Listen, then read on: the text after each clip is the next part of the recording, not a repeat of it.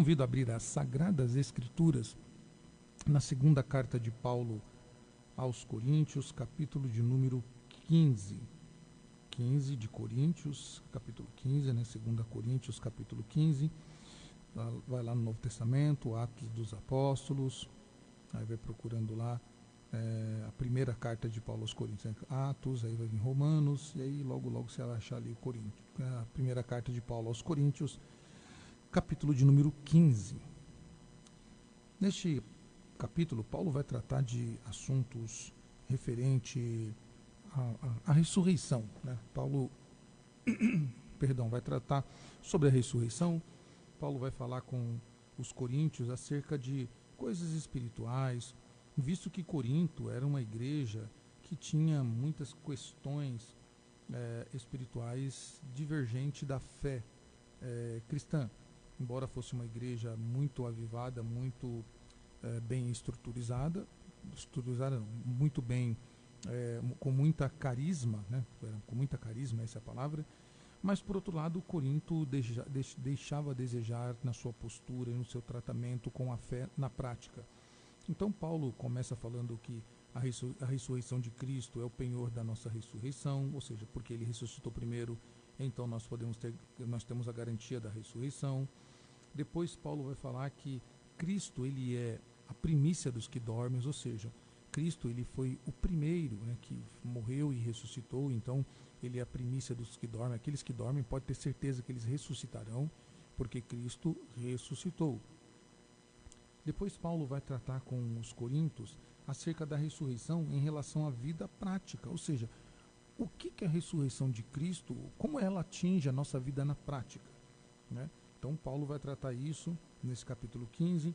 Depois Paulo vai falar que os ressuscitados, eles terão corpo, não serão ressuscitados como um fantasma, ou como alguma coisa parecida, não. Eles ressuscitarão no corpo, eles terão um corpo ressuscitado, não falível e não factível a doenças, a limitações, mas um corpo glorificado.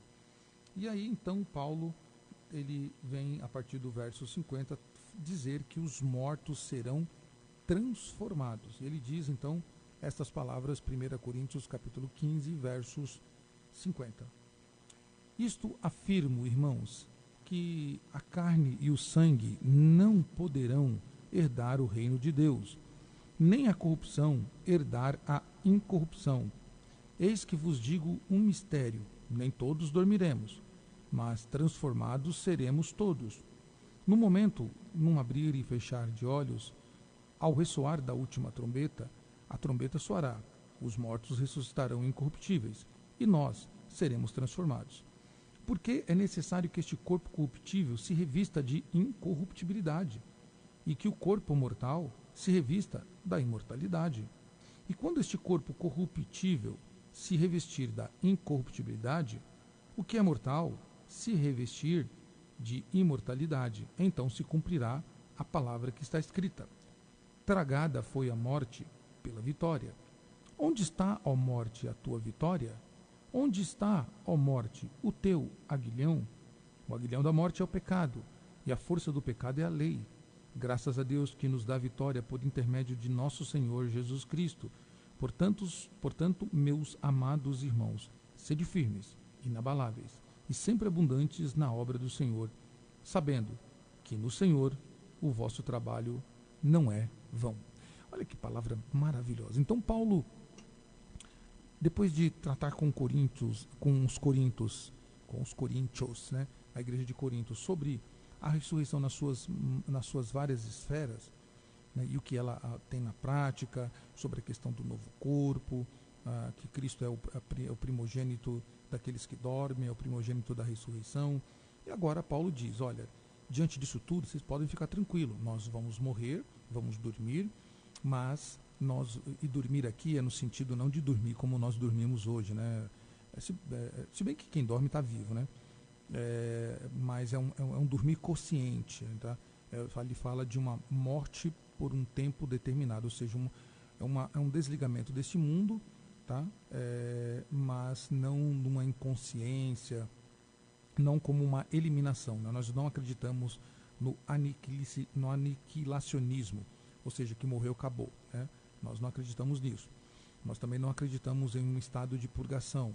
Nós não acreditamos numa reencarnação. Nós acreditamos que o crente, ao morrer nessa vida, ele é elevado a Deus. Tá? Então ele vai direto a Deus. E prova disso nós temos pelo menos várias passagens, mas a mais clássica de todas é Jesus com o ladrão. Jesus diz para aquele ladrão: hoje mesmo estarás comigo no paraíso. Né? Então nós temos essa garantia de que ao morrermos estamos com Cristo.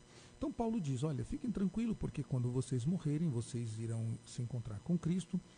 Tá? E esta esperança, que não é uma esperança passageira, não é uma esperança com base em achismos, não é uma esperança aleatória, ela não é uma esperança com construções ininteligíveis ou com falta de inteligência, não é uma esperança cultivada com a filosofia grega ou dentro dos ditames romanos, mas é uma esperança em uma pessoa. Não é uma esperança ideológica ou filosófica ou construída em cima de algum ensinamento, mas é a esperança em uma pessoa, a pessoa bendita de Jesus Cristo.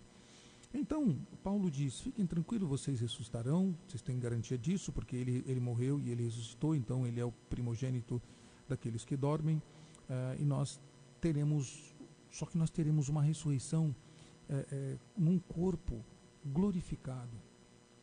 Por quê?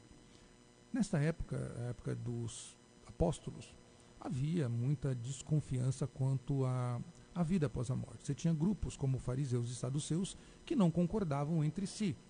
Os saduceus não criam na ressurreição e os fariseus criam na ressurreição, eles acreditavam na ressurreição.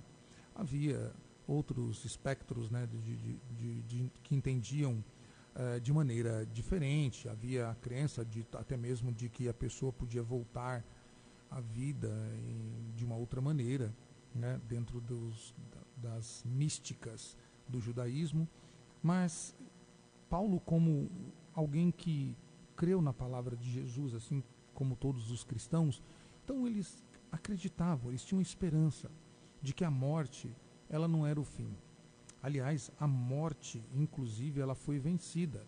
E eu tenho um escritor muito interessante, um escritor muito bom, o melhor que eu acho de todos, né? Eu sou muito admirador dos escritos dele. Enquanto vivo, ele contribuiu muito para a teologia reformada. Joe Owen, ele escreveu A Morte da Morte na Morte de Cristo. Né? Então, a morte morreu na morte de Cristo.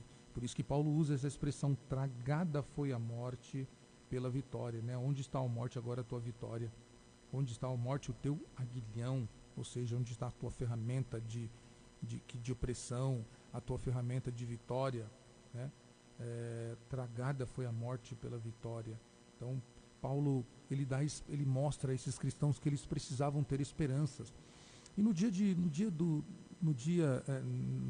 tempo desses irmãos da cidade de Corinto, dominada por Roma, era um tempo muito difícil, era um tempo onde as esperanças precisavam ser renovadas mesmo. Era um contexto de perseguição religiosa, era um contexto de perseguição étnica, era um contexto de muita perseguição ao nome de Jesus, era um tempo de dificuldade de você se estabelecer como um cristão. Então era um tempo muito difícil, o paganismo crescendo em todo momento, os deuses gregos invadindo o coração dos romanos, que adaptavam essa crença em deuses com outros nomes. Era um tempo de uma idolatria crescente. Então os cristãos, eles precisavam ter uma esperança diante de tudo isso. E Paulo então diz para eles: calma, a morte não é o fim. A morte não é o fim. Vocês podem confiar que Jesus Cristo vai ressuscitar vocês, porque Ele ressuscitou. Então, a prova que nós temos de que a morte não é o fim é a ressurreição de Cristo. Porque se Cristo morresse, ele seria como Maomé, seria como Buda, seria como qualquer outro grande personagem da história que nasceu, teve uma vida excelente, foi um mestre, mas ele morreu e foi sepultado, e inclusive pode-se visitar a sepultura dele. Jesus não, Jesus ele morreu, mas ele ressuscitou e está à destra do Pai. Então, nós temos a garantia da vida eterna por causa de Cristo. E com isso eu quero dizer que muitas vezes nós perdemos a nossa esperança, assim como os coríntios precisavam ter a sua esperança renovada. Nós muitas vezes somos ameaçados, né? Ou a nossa esperança é ameaçada com as dificuldades dessa vida, com as lutas que vivemos, com o crescente paganismo, ou a crescente negação de Deus, né? Então, com tudo isso, nós olhamos para toda a situação de um país como o nosso, que vive uma injustiça social, que vive uma injustiça da própria lei, né, que condena inocentes e que condena inocentes e solta os injustos, os bandidos, de um país que vem se afastando do Senhor, né, que vem se afastando da lei do Senhor. Então, com isso, muitas vezes nós temos a nossa esperança ameaçada quanto à morte, né? E nós pensamos que a morte ela torna-se um grande oponente, um grande perigo. E é claro, eu não estou dizendo que nós não temos que ser insensíveis diante desse dia terrível que é a morte, mas para o cristão ele sabe que a morte não é mais vitoriosa sobre ele, que a morte já foi vencida na morte de Cristo, que agora podemos ter esperanças de que quando esse dia chegar, nós nos reencontraremos com Cristo. E lá, com Cristo, nós estaremos com aqueles que já partiram. Nós teremos uma alegria indizível, que não dá para se descrever, quando aqueles que estão em Cristo, aqueles que entregaram sua vida a Cristo, aqueles que confessaram o Senhor como seu único e suficiente Salvador, quando nós chegarmos do outro lado, nos encontrarmos com os apóstolos, encontrarmos com os patriarcas, com os profetas, encontrarem com aqueles homens e mulheres do passado que dedicaram a sua vida a Deus, que tiveram uma vida piedosa, com amigos, familiares, parentes que já dormem no Senhor e estão só aguardando a ressurreição final. Este dia que a igreja aguarda, este é o dia em que o povo do Senhor aguarda. Nós não temos preocupação contra este mundo vai piorar, é possível que este mundo piore cada vez mais, mas a nossa esperança não está numa reforma neste mundo, não está numa melhora neste mundo, a nossa esperança está em Cristo, que venceu a morte por nós, e por isso nós temos a garantia de que quando ela chegar para nós nos encontraremos com o grande amor da nossa vida, aquele que morreu na cruz por nós, para nos dar vitória, para nos dar a vida eterna para todo o sempre. Amém.